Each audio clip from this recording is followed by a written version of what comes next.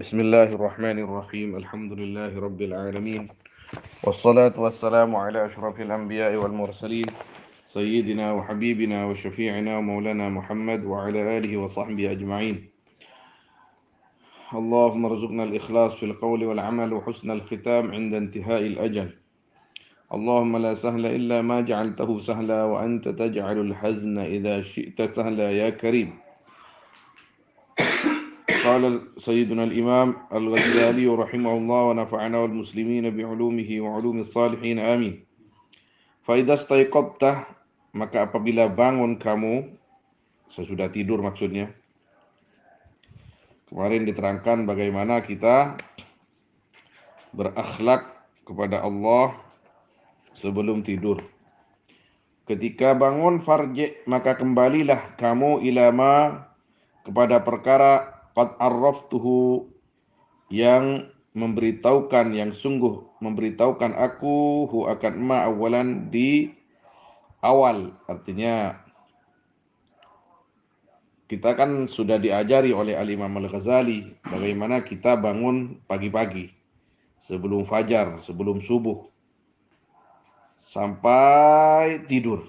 Jadi mulai sebelum subuh bangun, salat qiyamul lail, salat tahajud, wirid, kemudian subuh, sudah subuh berzikir sampai terbit matahari, sesudah itu mengaji, sesudah itu bertugas di dalam mencari nafkah dan lain sebagainya.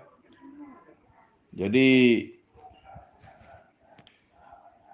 sampai duhur, sesudah duhur sampai asar, sesudah asar maghrib, isya, sampai sesudah isya ada kegiatan-kegiatan ilmiah atau zikir, dan akhirnya beliau mengajarkan doa-doa sebelum tidur sehingga kita tidak tidur kecuali dalam keadaan berzikir kepada Allah Subhanahu wa taala, utamanya dalam keadaan berwudu. Maka di sini beliau mengatakan sesudah tidur bangun, sesudah bangun maka kembalilah kepada kegiatan-kegiatan yang sudah diterangkan. Wadawim ala hadha tertib baqiyata umrik, dan dawim ini mencanreng Madura alang kengakina sambian, artinya terus meneruslah kamu. Ala hadha tertib, atas ini peraturan atau susunan, peraturan hidup dalam 24 jam per hari. Baqiyata umrik, di sisa umurmu atau di semua umurmu. Dawim ala hadza tertib baqiyat umrik, akan itu ya, akan ya, akan sisa umur kamu. Jadi beliau mengajarkan kepada kita supaya hidup kita ini tertata. Canreng coba gena. Jadi gena. Ya, canreng coba tak gena no. Tak gena no, artinya ayo kita mana? Atur hidup ini dalam 24 jam itu harus ada kegiatannya jelas. Mulai pagi misalkan kerja jam 7 sampai, kalau kantor itu sampai duhur jam 2 atau sesudah asar, sebelum asar. Sudah asar itu untuk apa? Kalau orang perkantoran itu. Sudah asar itu untuk apa? Masa cuman nonton TV dengan anak, dengan ibu, dengan saudara. Sudah maghrib apa? Sudah isya apa? Itu harus banyak ibadahnya, harus banyak hal-hal yang bisa mendatangkan pahala. Nah, fa in syaqqa 'alaika al-mudawamah, maka jika berat atas kamu al-mudawamatu, apa terus menerus, artinya istiqomah, itu kata orang Madura, mudawamah itu istiqomah. Fasbir sabral marid, maka sabarlah kamu, sabral marid, akan sabarnya atau seperti sabarnya, ai kasabril marid, seperti sabarnya orang sakit, ala dawa, ala miraratid dawa, ala miraratid dawa, atas pahitnya obat, intidaran li syifa, karena menunggu atau menanti li syifa, akan sembuh. Wa tafakkar, dan berpikirlah kamu fi qisari umrik, di dalam pendeknya umurmu. Wa in istami asasana, dan walaupun hidup kamu akan 100 tahun. Walaupun saya misalkan, saya sekarang umur 45. Saya misalkan oleh Allah SWT ditakdirkan 100 tahun umur saya misalkan. Tapi perasaan saya itu, kata beliau, harus merasa bahwa umur saya itu jangan-jangan besok, jangan-jangan seminggu lagi, jangan-jangan sebulan lagi. Sehingga saya itu tidak lalai di dalam hidup. Karena kita tidak tahu umur kita itu kapan. Maka ini rahasia Allah Subhanahu wa taala, termasuk dalam catatan qada dan qadarnya Allah Subhanahu wa taala yang bersifat sir, yang bersifat rahasia itu umur. Nggak ada yang tahu. Dokter spesialis yang bagaimanapun kelihayannya dalam ilmu kedokteran tidak tahu mengukur umur seseorang itu. Umur Anda itu masih setahun lagi, ternyata 50 tahun lagi. Anda masih akan hidup 20 tahun lagi, ternyata keesokan harinya mati. Dokternya sekalipun, kadang-kadang nggak bisa berbuat apa-apa terhadap dirinya sendiri, walaupun kadang-kadang bisa membantu orang lain. Contoh misalkan ada dokter spesialis kandungan, tapi tidak punya anak. Ada dokter spesialis saraf, tapi kadang naudzubillah anaknya sendiri stres nggak bisa ngatasi. Itu dia kelemahan manusia. Karunia dari Allah dan cobaan juga dari Allah, semua sudah ada di dalam kitab Allah Subhanahu wa taala, catatan Allah Subhanahu wa taala. Tapi kita hidup ini harus berusaha. Karena kita ini ada dalam posisi maqam taklif wal iktisab. Jadi kita ini dibebani syariat, di mana syariat ini harus kita lakukan. Ketika kita lakukan, kita akan dapat pahala. Ketika kita kita tinggalkan syariat itu, maka kita akan berhadapan dengan sanksi dan ancaman Allah Subhanahu wa taala. Fadzalika bil idhafati ila maqamik, maka adapun itu bil idhafati, yaitu dengan disandarkan, ila maqamika, akan keadaanmu fid daril akhirah, di rumah akhirat. Wahia, adapun darul akhirah abadul abad, yaitu selama-lamanya. Wahia abadul abad qalilun, yaitu sedikit. Fadzalika qalil, ini menjadi khabarnya fadzalik, maka adapun itu apa? Al-madhkur min qisari umrik wa in istami'ata sanah. Itu dhamirnya ke sana. Fadzalika, adapun itu qisaru umrik wa in istami'ata sanah, bil idhafati, dengan disandarkan, ila muqamika, akan tinggalmu, muqam bukan maqam ya, akan tinggalmu di darul akhirah. Wahia, hal adapun darul akhirah abadul abad, yaitu selama-lamanya, qalilun, yaitu sangat sedikit. Jadi 100 tahun itu kalau dibandingkan dengan akhirat, itu sangat sedikit. Karena akhirat nggak terbatas waktu, abadul abidin.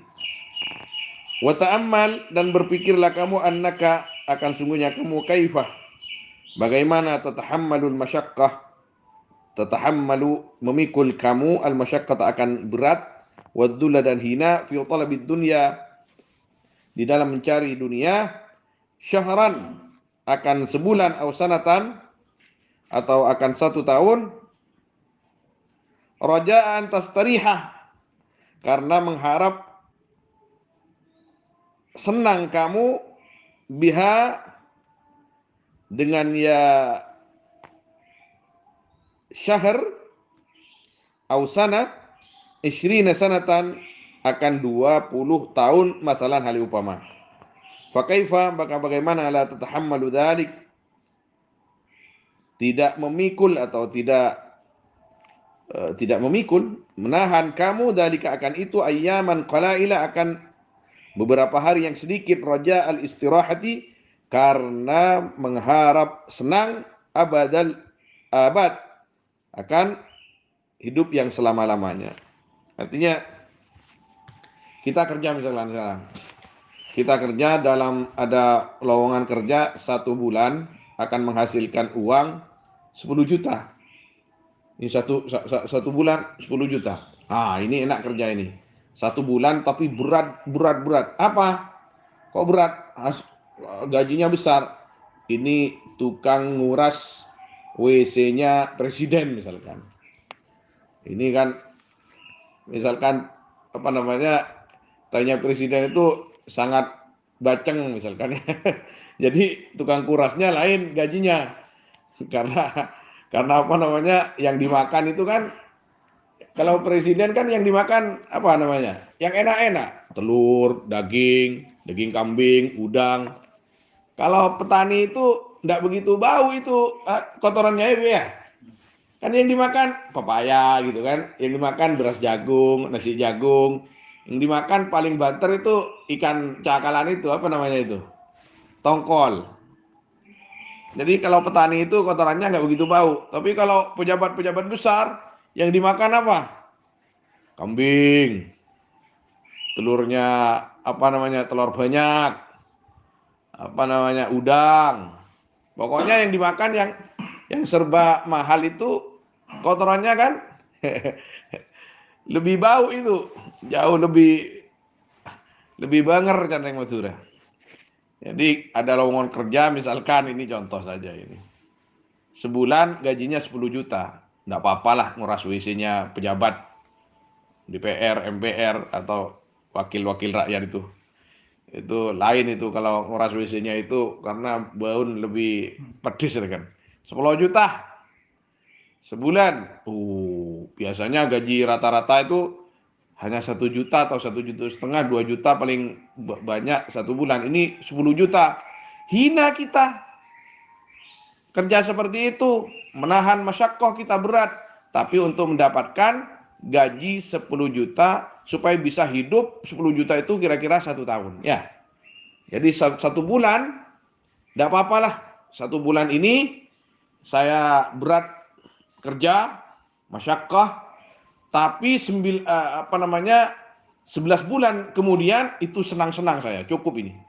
Bisa ke Bali, bisa ke Jakarta, bisa dolan-dolan, apa namanya dolan-dolan itu, tamasya, bisa muncak dan lain sebagainya, ngopi-ngopi tiap hari.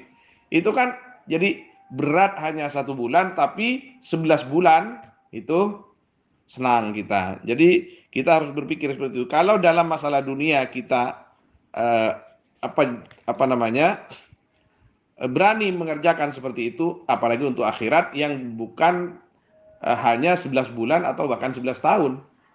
Bahkan lebih daripada ratusan ribuan tahun kita akan hidup di akhirat dengan hanya bermodal umur kita 60 tahun, 70 tahun. Ada yang lebih, ada yang nggak sampai. Jadi umur kita ini harus betul-betul dimanfaatkan untuk kepentingan akhirat. Kita hidup di dunia, kita juga punya kepentingan terhadap dunia. Cari uang, iya, enggak apa-apa. Cari uang, kerja, alandu ngereng tani, ada geng, si ada geng. Tadi pejabat, si tadi pegawai. Berkhidmat kepada masyarakat, silakan dengan benar, sesuai syariat. Tapi niatkan itu semua untuk sarana ibadah kepada Allah Subhanahu wa taala. Enggak seperti itu rugi, hidup kitanya rugi. Harus seperti itu supaya tidak rugi. Nah, wala tutawwil amalak, dan jangan panjangkan amalak akan angan-anganmu. Angan-angan saya nanti begini, saya nanti begini. Cita-cita boleh, tapi jangan lupa bekal akhirat. Kalau terlalu cita-cita terlalu tinggi, sudah punya motor, nanti saya kerja keras lagi untuk punya mobil. Nanti saya beli bis, nanti saya beli kereta api, nanti saya beli helikopter, nanti saya beli kapal laut, kapal selam, nanti saya beli jet pribadi. Sampai lalai dalam ibadah, rugi. Ternyata walaupun punya jet pribadi, jadi bosnya kereta api, punya banyak pesawat terbang, mati juga kan akhirnya kan? Mati juga.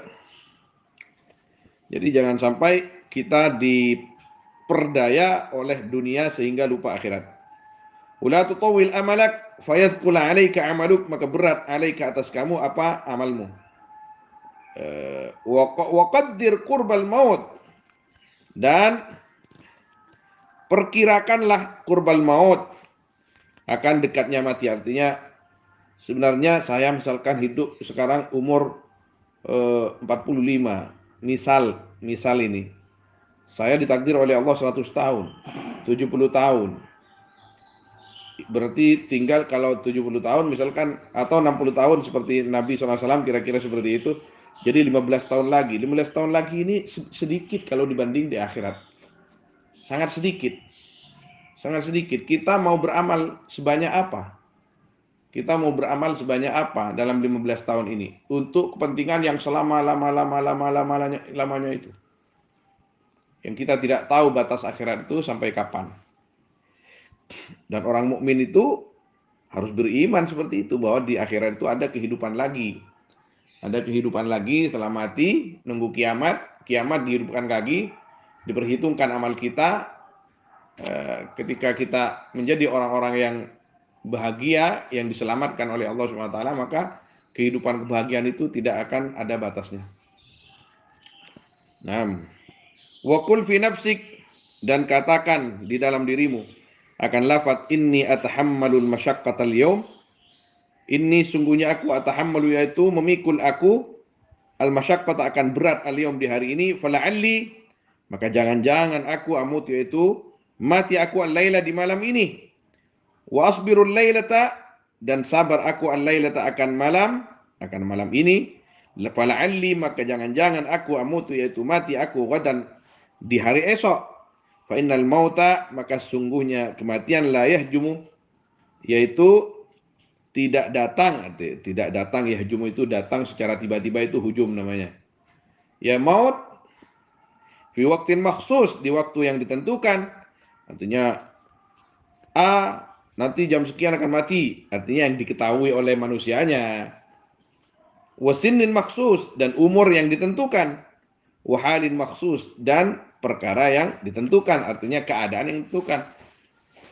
Artinya kalimat di sini innal mauta la yahjumu fi waqtin maksus, menurut pengetahuan manusianya. Manusia itu tidak tahu ajal itu kapan datang, dalam keadaan apa kita.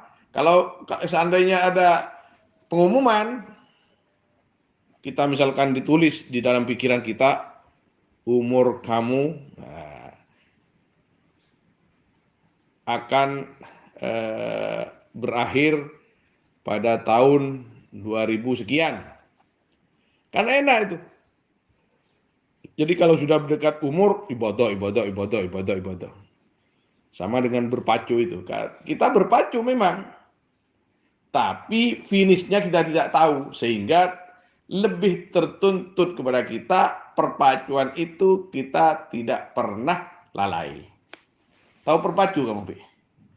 Ya, berpacu itu seperti balapan kuda itu. Kita ini balapan hidup di dunia ini, balapan untuk mencapai finish, garis akhir. Garis akhir itu namanya al-maut. Tapi garis akhir itu kita nggak tahu. Mana garis akhirku itu? 20 tahun lagi, 30 tahun lagi, kita tidak tahu. Maka kita tertuntut tiap hari itu untuk beramal soleh. Udah itu. Naam. Wala budda min hujumi, dan tidak boleh tidak, artinya pasti, min hujumi, dari datangnya maut. Fal isti'dad lahu aula, maka adapun isti'dad, menyiapkan diri, lahu untuk maut, aula, yaitu lebih utama, minal isti'dad, daripada menyiapkan diri lid dunia, untuk dunia. Wa anta ta'lamu, hale adapun kamu, ta'lamu, yaitu tahu kamu, annaka, akan sungguhnya kamu, la tabqa, yaitu tidak akan berada atau tidak akan langgeng kamu fi dalam dunia, illa muddatan yasiratan, kecuali akan muddah, masa yasiratan yang sedikit. Wala'allahu lam yabqa min ajalika illa nafasun. Naam. Wala'allahu, dan jangan-jangan ini jangan la'allahu ini la'alla shawab la'allakah ini. Dan jangan-jangan kamu lam yabqa yaitu tidak tersisa min ajalik dari umurmu, dari ajalmu illa nafasun, kecuali satu nafas. Ini la'alla shawab la'allaka ya. Tidak tahu kalau di kitabnya ini, di kitabnya siapa ini?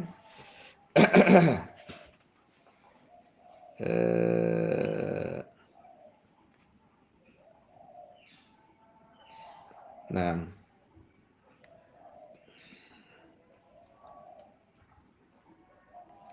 la'allahu juga terus tidak apa-apa. La'allahu lam yabqa min ajalik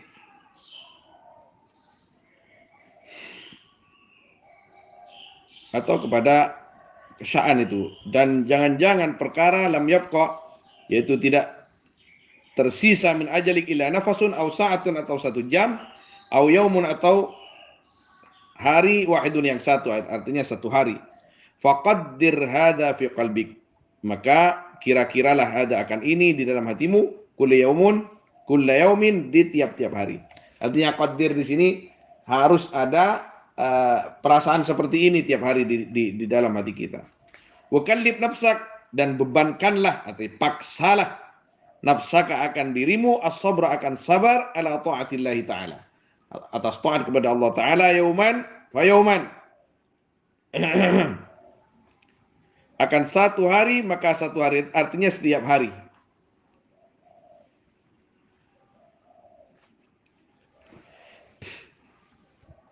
Fa innaka law qaddarta al-baqa' 50 sanah, maka sungguhnya kamu, yaitu jika qaddarta al-baqa', mengira-ngira kamu al-baqa' akan ada, artinya hidup baqa' itu ya. 50 sanah akan 50 tahun. Walzamtaha, dan menetapi kamu akan 50 sanah as-sabra akan sabar ala taatillah, atas taat kepada Allah Ta'ala. Nafarat wastas'abat alaik. Nah, nafarat, maka lari, mana asalnya itu nafas atau apa namanya ya, dia larilah. Wastas'abat, dan merasa capek, ya nafas, alaika, atas kamu. Fa in fa'alta dzalik, maka jika melakukan kamu akan itu, farihta indal maut. Tapi kita capek ibadah di dunia, ketika kita mati senang kita. Li'anal maut yakni istirahatul mukmin. Kematian itu merupakan kesenangannya orang mukmin. Kalau sudah mati, orang mukmin itu tinggal senangnya. Beda dengan orang kafir. Kalau orang kafir tinggal menunggu, naudzubillah, itu adab. Nah, farahan, dengan kebahagiaan, la akhiralah, yang tiada akhir bagi farah. Wa in sawwafta, dan jika menunda-nunda kamu, ya udah besoklah kita ibadah, besok ibadah. Wa tasahalta, dan menggampang-gampangkan kamu atau lalai kamu. Ja'akal maut, maka datangkah kepadamu al-maut, fi waktin, dalam satu waktu, la tahtasibu, yang tidak mengira-ngira kamu akan maut, wa tahassarta, dan rugi kamu, tahassuran, dengan rugi, la akhir lahu, yang tiada akhir, lahu bagi khusr. Wa inda sabah, dan di waktu pagi, yahmadul qaum, ini kembali kepada pembahasan awal, yahmadul qaum, memuji al-qaum, siapa kaum? As-surah. As-surah ini apa namanya? Akan perjalanan hidup. Perjalanan hidup untuk melakukan ibadah. Wa indal maut, dan ketika mati, ya'ti, datangkah kepadamu al-khabarul yakin. Apa?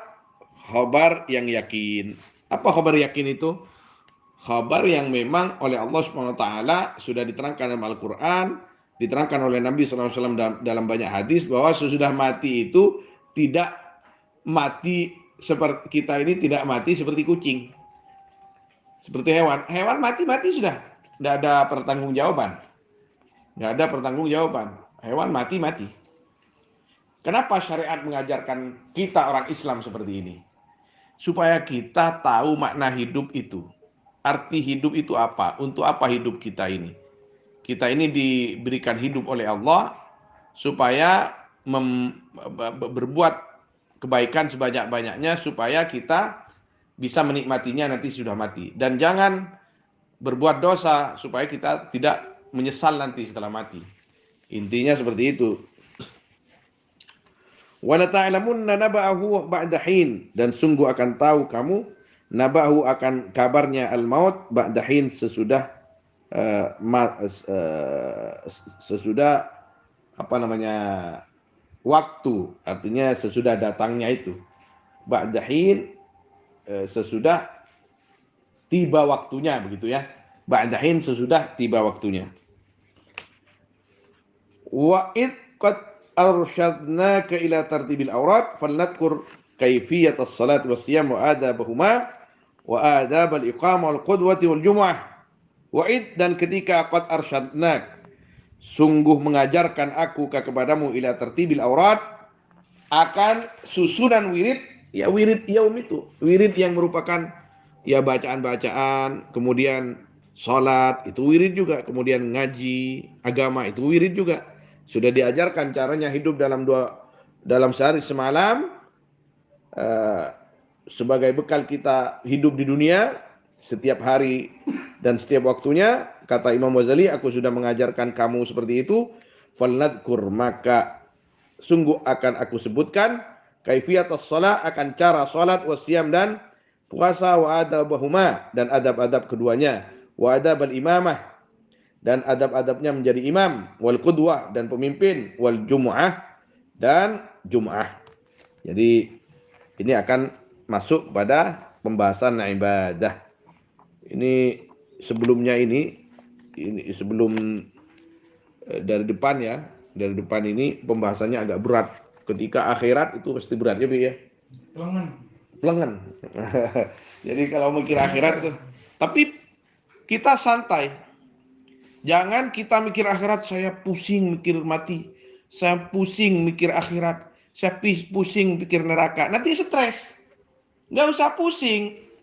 Kita jalankan hidup ini sesuai tuntunan Nabi SAW. Jangan bawa pusing, nanti kita malah lemah. Itu namanya cemas. Bukan khauf yang seperti itu. Maka khauf harus digandeng dengan roja. Khauf itu harus digandeng dengan roja. Berharap rahmat Allah, berharap ridha Allah, berharap senang. Jadi kita harus kumpul dengan ulama. Jadi memang para ulama itu tidak sama sebenarnya dalam mencapai ridha Allah. Itu ada yang volume rasa takutnya itu sangat tinggi. Melalui itu dia selalu takut melakukan maksiat, selalu melakukan ibadah. Ada yang volume cintanya luar biasa, seperti Robi Al-Adawiyah. Ada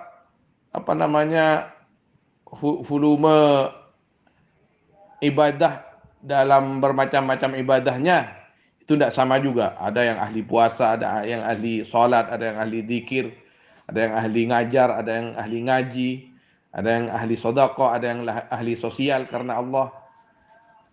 Yang penting kita harus melakukan ibadah. Yang pertama, yang wajib, sholat 5 waktu, sudah lakukan itu. Sudah itu tambah sunnah. Dan puasa Ramadan. Puasa Ramadan. Kalau mau sunnah, silahkan sunnah. Banyak bersedekah.